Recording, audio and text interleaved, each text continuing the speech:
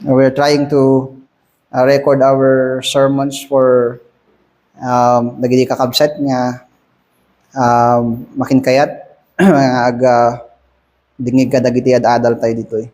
So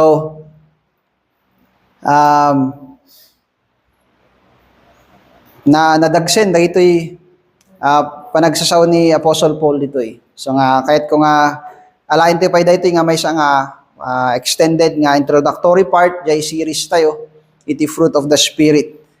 Excited na nga mapan kadagi fruit nga one by one or no kasano tayo nga i-deal di jay. Depende jay relationship iti dito monggal may sa kadagi jay nga fruit. Ngem kahit ko nga i-lay down pala dagiti nga introductions, I believe this will be of good help. Ijay panag-adal tayo pa ijay fruit of the spirit. While I'm studying this, kahit I am reading Jonathan Edwards, The Fruit of Charity, Charity and its Fruits. And nagmayat ijay very enlightening dagiti maad-adal ko kadagi jay writings ni Jonathan Edwards, and very helpful kada tayo kanyak mas especially iti study iti daytoy. So iti title dito tanga agsapa kabsat is the hindrances against the fruit of the spirit, or hindrances against the fruit of the spirit. Dagiti lumapod ijay bunga iti Espiritu Santo. Yeah. Mayat nga i-deal tayo daytoy nga specifically taano agbalin nga guide kada tayo kabsat ijay panag-adal tayo kadagitoy fruit iti spirit. So iti konteksto na daytoy kabsat dati branch iti Jewish religion nga maawagan nga progressive Judaism. Awagan datatta dagiti theologians tayo nga agad-adal iti doctrine ken history iti doctrines ket inawagan da dagitoy nga progressive Judaism. Progressive gamin nagbalinda nga open, kumbaga liberal kuman o politics ket liberal, open da iti new ideas. Dagitoy gamin conservative nga Judaist ket talaga nga zealous da lang ijay nonya ti da kapanunutan traditions nga inalada kadagiti forefathers da. Ngem dagiti nga progressive ket open da iti new ideas to accommodate ma-accommodate da dagiti challenges against their religion from the growing Christian religion, growing Christian disciples of Christ. So dagiti nga Judaist ket agbirbirok da iti daddu mga adal no kasano da nga i-combat dagiti sursuro dagiti apostles nya po tayo nga Hesus Kristo. And nalaing da kabsat. Nalaing da na utak da niya. So amuda niya iti aramiden damit. They are learning from philosophy. They are learning from the very apostles of our Lord Jesus Christ. At adalin da amin nga mabinda nga maadal. And then twist it. Ijay ayan iti sarili da nga interest. Yeah. Taano kontraen dalata ni apo tayo nga Hesus Kristo. The thing is, jay panag-awag ni Apostle Paul kadakwada ket Judaizers. Yeah. Nainayon da iti bagida ijay gatherings iti believers, iti worshipers ni Apo. Nagiti gathering iti worshipers idi ket haan nga kasing defined iti gatherings tayo tatta. Yeah. Gaputa adada pa lang ijay ayan iti missionary part, ijay pioneering part iti mission work. So nga hanga kasay ka-firm, ka-define dagiti daddu mga doctrines da. So nalakada nga manayunan iti tattao mo, especially Jews, dagiti Jews, they are very respected. Parkaron yung bagada nga, adadamot ijay sursuro ni Kristo, ket nalakada nga, ma-acceptar ka dagiti gimong, karon ka dagiti gimong dagiti hentil, nga namati, and they are, maikanda iti nangato nga, respeto, gamin, Hudyo dagarod. And iti kasta nga situation, ket advantageous da nga mga advance kadagijay sursuro da that young Christians handa nga matakwatan ket ma-absorb da ket cause iti destruction ijay pamati da. But the Apostle Paul kas may isang apostle niya po ting Jesu-Kristo can identify it. Makita na uray basit nga twist. Ya, gamin anya ba nga kadakkel nga twist aya ti masapul ta ano maderail iti worship ti maysa nga Kristiyano. Ya. Kaslabuok lang. Ya. Ngem ni Apostle Paul akas maysa nga master builder, akas maysa nga apostle niya po ting Jesu-Kristo who is laying the foundation which is Christ. Kita makita na dagitoy. And of course he will do his best tano addressan dagitoy para ijay biag jay church niya po tayo nga Jesu-Kristo. So makita na kabsat dagijay hindrances against iti fruit iti spirit nga he is longing nga makita kadagijay ananak ni Apo Dios. Dayta ti reward na and crown of rejoicing na. For Apostle Paul, akas may isang laborer ni Apo ting Jesu-Kristo, kas may isang servant ni Apo ting Jesu-Kristo, dayta iti crown of rejoicing na. Nga makita nga agbunga ni Apo Dios kadagiti adadalan na. Kadagiti disipulos ni Apo tayo nga Jesu-Kristo. So, umuna, kahit kung nga kitain tayo may isang hindrance which is outward. May isang technical. Dahiti kabsat jay doctrinal hindrance. Dahiti may isang hindrance nga dati kay papanan na may panggap ti doktrina. Ya.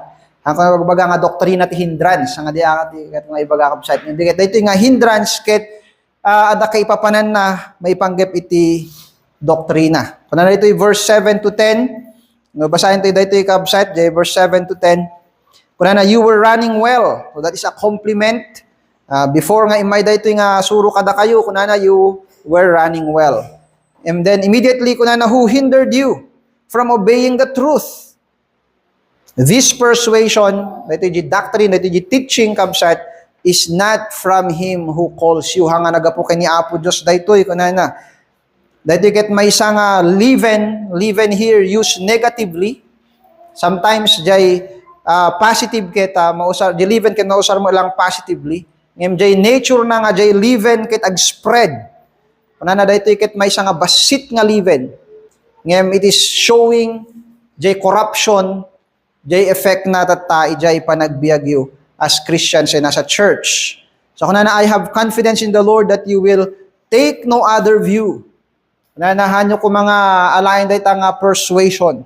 Hanyo ko mga ituloy nga makipagna iti dayta nga kapanunutan, but rather remain ijay imuna nga naiyadal kada kayo from the Apostle Paul nga isuti mo na nga nang iadal kadakwada. Kunana the one who is troubling you will bear the penalty whoever he is. Makita tayo kabsat jay indignation ni Apostle Paul, iti siya sino man nga mangi propagate iti maysang kamali nga doktrina nga day kay papanan na ijay ebanghelyo ni Apo tayo nga Jesu-Kristo. Kunana di verse 12, I wish those who unsettle you would emasculate themselves. Napangabang ni Apostle Paul di ay. I mean, if you will go back ijay verse 1, verse 2, makita ijay issue ti circumcision. So, circumcision ba di problem ditoy? Yes and no. Yeah. So, tayo ditoy Philippines ket we observe circumcision. Nangagabot ta Hudyo tayo kabsat. That is a clinical circumcision. Nga, di aramiden tayo sa clinical circumcision, han nga religious, han nga ceremonial. Ya. Ano, han yung ibaga nga ipakugit da ka anak ta han kaman maisalakan no, han ka nga makugit. Dakes jay, hanga kas jay. Circumcision di issue dito gamin isu tinagbalin nga forefront jay isu tinagbalin nga nag-surface nga manifestation di kamali nga surusuro da. Ya. Masapul nga agbalin nga Hudyo di may isa nga tao, santo agbalin nga Kristiyano. The first step to become a Christian is to be a Jew, to be circumcised. Dagsen diay nga suro nga ibagbaga dagitoy nga tattao, and the Lord and Apostle Paul is going against it. It's a doctrinal hindrance. So, anya iti point dito kabsat. Apay nga kasya iti kazilos ni Apostle Paul nga mang-confront ijay kamali nga kapanunutan, kamali nga doktrina. So, makita tayo kabsat nga iti kamali nga belief can discredit our worship. Jay kamali nga belief even kasla nga leaven ti kabasit na. No, ag-bake kayo ti pancake, di ba? May sa malukong jay flour, may sa kutsara lang jay leaven. Basit ya jay baking ko na kuma. Basta kutsara lang jay baking. Imno yung kabil mo jay apektara na jay buo nga do. Ya. Kas jay uray kas jay kabasit jay bagbaga tayo nga doctrine no kamali dayta bay panggep jay ebanghelyo ni Aputing Jesu-Kristo. No dadaele na di no basit day takit may ipapani jay ebanghelyo niya Puting Jesu-Kristo. Dadaele na di intero nga panakaammo jay ebanghelyo niya Puting Jesu-Kristo. Dadaele na jay panagdayaw ken ni Apo Dios. Ma-discredit jay worship ken ni Apo Dios. Yeah. And jay case dagitoy nga Hudyo no sumurot da kuna ni Apostle Paul no sumurot kayo dita. No manurot kayo dita, no agbalin kayo nga Hudyo, adupay, ti may pabaklay kada kayo. Agbalin kayo nga slaves, iti nga mapatingga nga bilin, uldin. No nagpakugit kayo, aramiden nyo pa yan, amin nga commandments. Ya? Maigapos kayo, jay panagdayaw yung kini Apo Diyos, haanin nga, jay gaputa naikan kayo iti nalawagan nga puso nga nakaamu iti mayat ken madi ken naikan kayo iti panakabalin babaen ken ni Kristo nga mangitungpal ijay mayat no dikit parparigatin yu di bagiyo gamin jay panunot yu kita babaen jay panagparigat yu ti bagiyo nga mangaramid kadagita nga banag isu ti kaisalakanan yu ya nagdakkel di madaywan na nya kabsat ya so diniscredit na jay biag nga dayaw ken ni Apo Dios dinadael na iti umno nga may isa nga motibo iti pamati iti Kristiyano nga dayaw ken ni Apo Dios. So any view of sanctification that does not rest in faith alone becomes moralistic and legalistic. Moralistic ken legalistic ti kay na lang na ibaga daytoy kapsat ket na inlubungan nga tarigagay. Lubungan nga tarigagay. No madadael di pa nakaawat di ebanghelyo ni Kristo, agbalin nga nainlubungan langin iti tarigagay, ti pamati, ti maysa nga tao, hanga pudno nga pamati.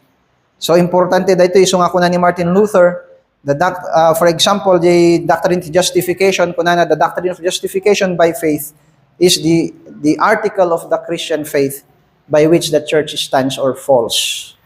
May isang article, iti doctrine of salvation, doctrine of justification by faith. Ngayon na nagkamali, iti simbahan, iti daytoy. Kunana, it falls.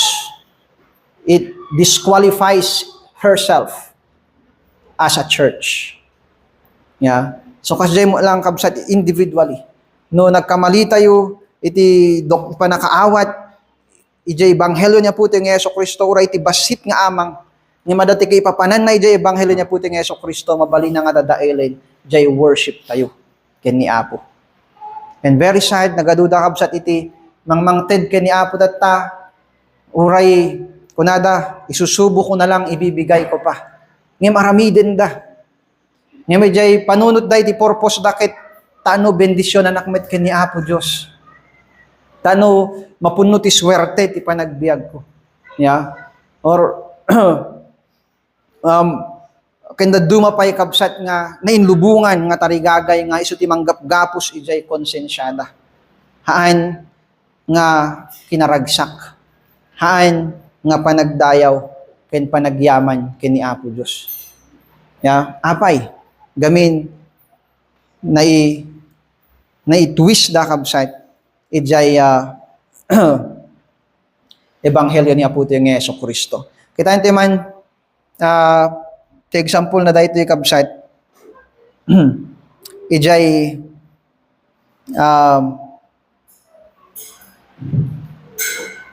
okay, so mamaya na lang natin tingnan yan. So, Romans chapter 8, verse 1 to 8. Basahin na natin to. Romans chapter 8, verse 1 to 8. Any view of sanctification that does not rest in faith alone becomes worldly, becomes superficial, becomes moralistic and legalistic. Na nainlubungan lang inin awan iti na spirituan nga daton nakin ni Apo Dios. Romans 8 verse 1 to 8.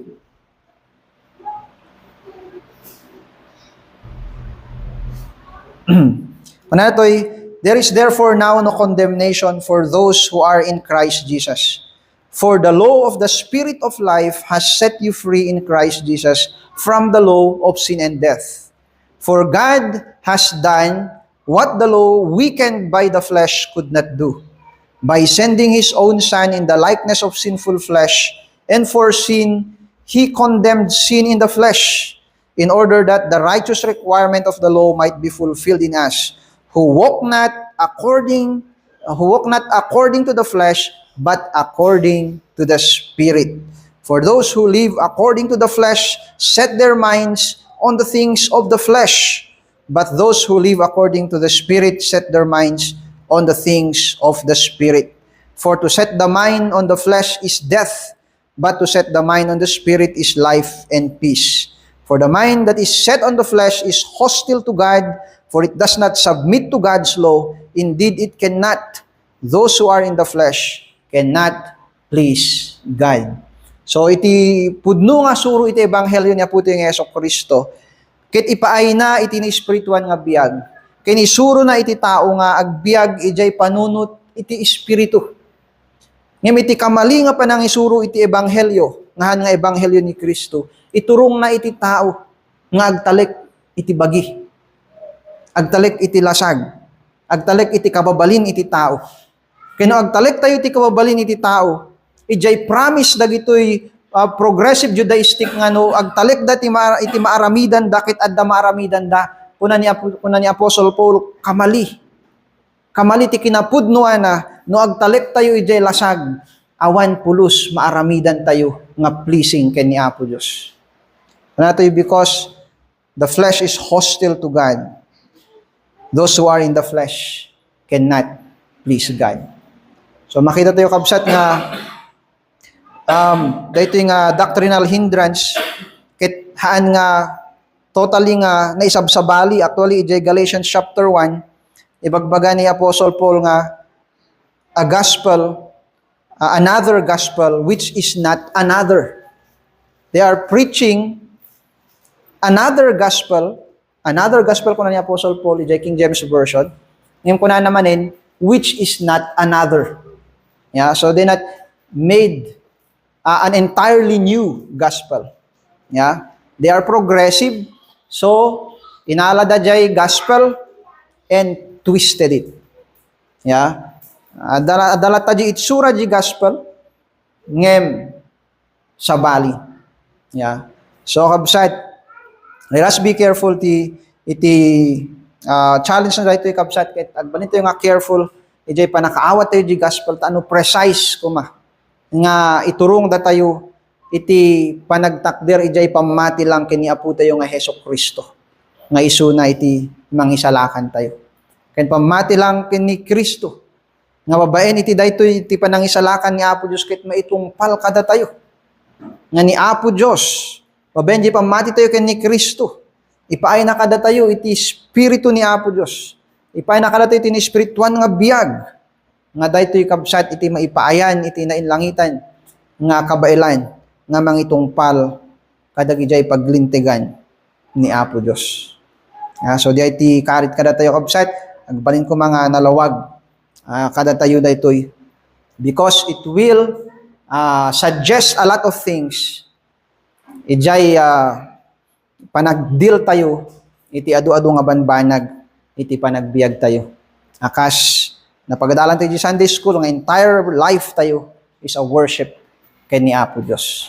So babae ni Jay gospel niya po ito ng Yeso Kristo. Nga malawalawagan, iti konsensya tayo, nga mapasirib, iti discernment tayo, nga mang-identify, makaawat, ijay kapanunutan ni Apo Dios. Romans chapter 12, verse 1 and 2.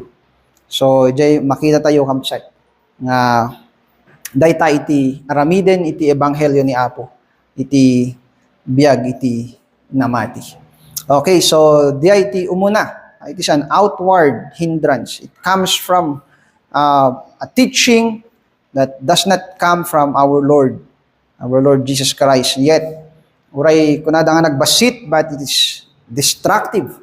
So we must be careful kabsat nga ma-identify daytoy iti panagbiag tayo kas may nga Kristiyano.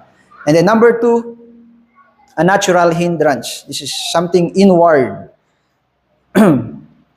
Ijay text tayo kabsat from verse 6 to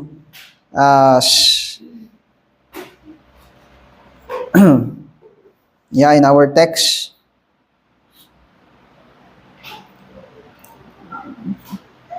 Ito yung verse 17, for the desires of the flesh, or verse 16, but I say, walk in the Spirit, and you will not gratify the desires of the flesh. For the desires of the flesh are against the Spirit, and the desires of the Spirit are against the flesh. For these are opposed to each other, to keep you from doing the things you want to. But if you are led by the Spirit, you are not under the law. Now the works of the flesh are evident: sexual immorality, impurity, sensuality, idolatry, sorcery, enmity, strife, jealousy, fits of anger, rivalries, dissensions, divisions, envy, drunkenness, orgies, and things like this. I warn you, as I warned you before, that those who do such things will not inherit the kingdom of God. So, ito'y kabsat, makita tayo dyan struggle to spirit and flesh. We can see here an inward hindrance. Kuna na di Book of Romans, dito di wonder nga nakita ni Martin Luther, kuna na God justifies the ungodly. Kuna dagi Roman Catholic, no, the ungodly should live a life clean first, should clean his life first before he will be justified. Yung kuna ni Martin Luther, hanga dito tibagbagat ti Biblia, ket God justifies the ungodly.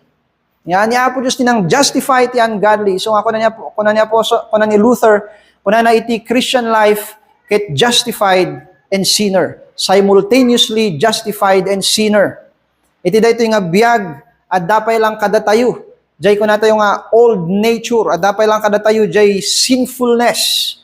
Though kas may nga namati kanya po ti Yesu Kristo, inkari ni Apo ti espiritu na ket adda kada tayo, adan tayo ti baro nga nature, a spiritual life that is inclined kini Apo Dios. Emura yon pay kasta adalata jay old nature tayo, adalata jay depravity tayo, adalata jay sinfulness tayo. And it stands as a hindrance against the working of the Holy Spirit. Anya iti connection na ijay may sa tatay di doktrina. No doktrina gamin ti nagkamali. Entero ti turungin ti tao ket away from the Spirit of God. Mabalin nga ma-forfeit da iti biag ken ni Kristo, kay mabalin nga in the case of the Galatians, handa nga makapagnan na spiritualan gamin kamaliji kapanunutan da. Ngem kabsat, when we talk about iti old nature tayo, this is a warning kabsat kada tayo nga Kristiyano, nga uray correct di pa nakamuto yung gospel, we can still go wrong. Ijay panagdil tayo kabsat, iti old nature tayo. Mabalin lata. It remains as a hindrance. It goes against the desires of the Spirit. Yeah. Ngem, no correct jay panakamuto yung gospel niya puti ng Yeso Kristo. No nakatakder tayo firmly ijay gospel niya puti ng Yeso Kristo. The gospel will do nothing else but lead us to walk in the Spirit. Isuro na kada tayo nga magna ijay Espiritu Santo. No agbasol tayo ayabanda tayo iti panagdawat ti pamakawan ken ni Apo Dios. No nagkamali tayo isuro na iti pudno nga dalan para kada tayo. No naglamiis tayo ited na kada tayo iti encouragement nga agtuloy nga magna iti pakaidayawan ni Apo Dios.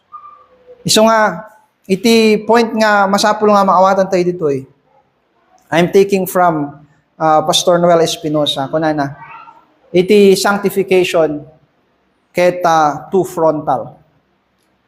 There is the duty to mortify the flesh and at the same time a duty to cultivate the spirit, the graces of salvation. I-mortify tayo jay flesh. We know the desires of the flesh is enmity against God. Amo tayo nga iti flesh, iti inclination na iti flesh as fallen ket against God. Ngem jay spirit nga inted niya po Diyos kada tayo. Jay baro nga biag inted niya po tayo. Instructed by the gospel of our Lord Jesus Christ. Iti desire na dayto ikabsat ket dagiti banag nga makipadayaw ken ni Apo Dios. So ikikaten tayo dagijay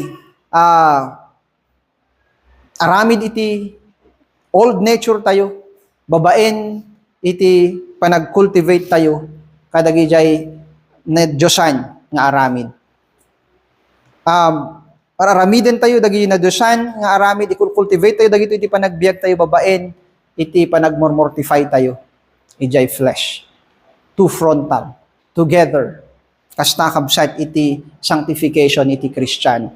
Anto nga imagine nga iti Christian life ket heaven on earth na kaagad. Yeah.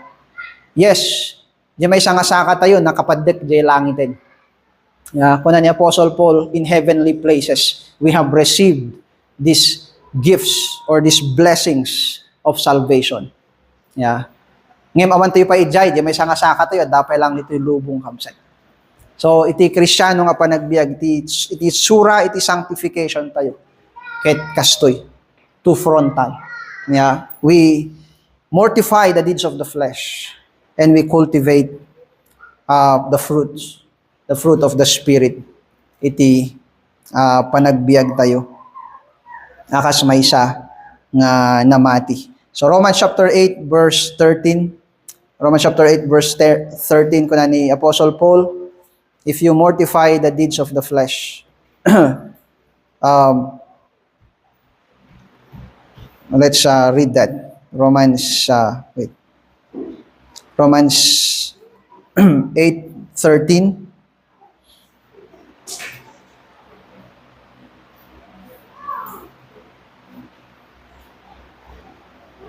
Kuna toy, for if you live according to the flesh, you will die. But if by the Spirit you put to death the deeds of the body, you will live. For all who are led by the Spirit of God are sons of God. So no, if you will read the book of Romans chapter 8, makita yun jay ulit-ulit nga panagusar ni Apostle Paul na kunana, who walk not after the flesh, but after the Spirit. May isang nga tao nga naawatan na jay gospel niya puti ng Yeso Kristo. Kahit magmagna iso na, ijay espiritu ni Apo Diyos.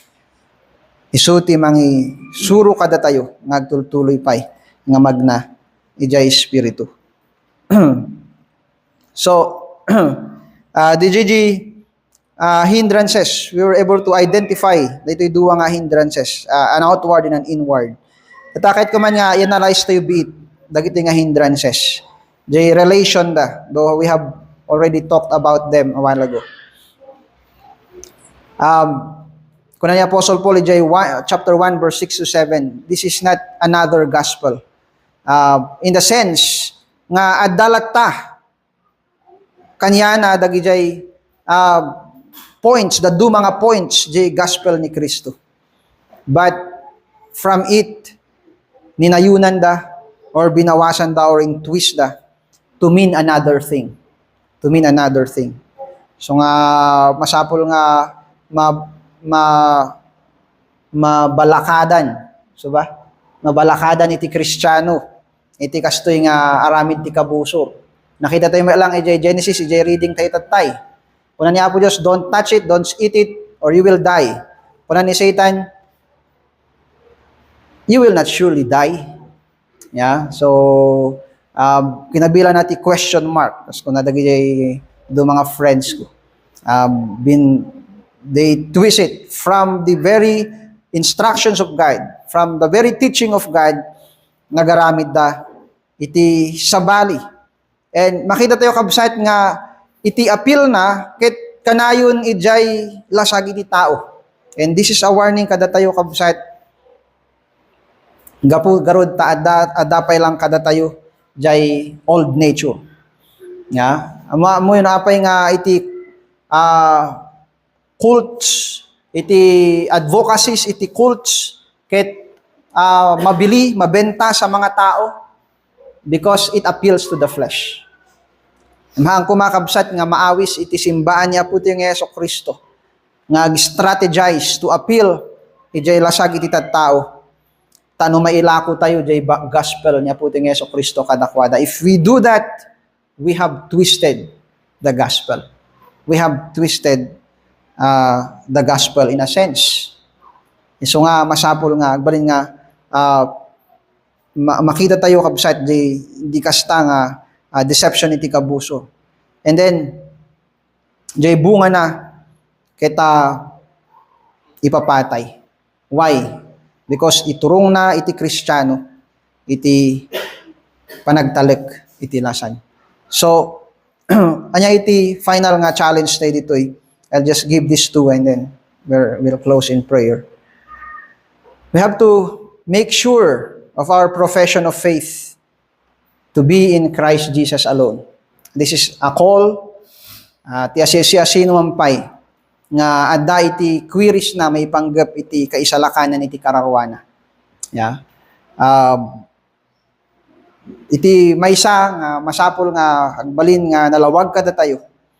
Ket iti pamati tayo ket ni Kristo laeng nga isuna iti mangisalakan tayo. And maudi kabsat nga challenge kada tayo amin. As a church, our confidence in the Spirit must bring us abundant fruit in our life and ministry. No makita tayo nga the reality can majesty iti kinaadda iti na Diyosan nga biag na inlangitan nga biag kada tayo because the Holy Spirit of God is in us. And we, those sinners, ket addaan tayo ti divine nature. Addaan tayo ti capacity nga mangibunga iti nainlangitan nga bunga ditoy lubong nga pagturturayan iti kinadakis. Iti karit kada tayo habsat ket agbunga tayon iti nga nainlangitan nga bunga, na spiritualan nga bunga. Iti daytoy nga lubong. Nga taiso iti kanan ko nga ipagbaga, iso ti pakaragsakan iti Kristiyano. Iso ti kapnikan iti kararwa tayo. Iso ti mang suppress iti evil iti daytoy nga lubong. Yeah. Iso iti maysa nga kadwa iti panagtakder iti anak ni Apo Dios as witnesses ken ni Apo tayo nga Heso Kristo. So agbunga tayo iti bunga nga na Diyosan, bunga ti Espiritu Santo nga makipadayaw kani Apo Dios. Kay dawatek nga dumog tayo kabsat iti panagkararag. Apo agyaman kami kadag iti Apo Dios nga sasaw yung ng pagadalan. Mabalin Apo nga polemic man yan datoy. Naman ko mga mabanog ti lapayag ken puso mi nga agdingeg iti kakastoy Apo nga tono iti sasaom. Di kita mabalakadan kami nga mangkita Apo iti kasasaad mi nga ti may nga kami ket nakapaddek ti gloria ngem di may sa Apo kita prone iti corruption. So nga mabagaan kami kumay ti dayta Apo nga banag. Ken on the other hand may encourage kami nga da kami Apo ket ambassadors iti heavenly kingdom. Ket we can administer Apo baben ti Espiritu Santo iti nainlangitan nga bunga. Iti daytoy Apo nga panawin mi. Itagyaman kami Apo Dios iti daytoy nga bendisyon, daytoy nga wonder, daytoy nga grace nga impaay mo Apo Dios kadag iti anak mo. Ken iti church mo Apo Dios iti daytoy nga panawin.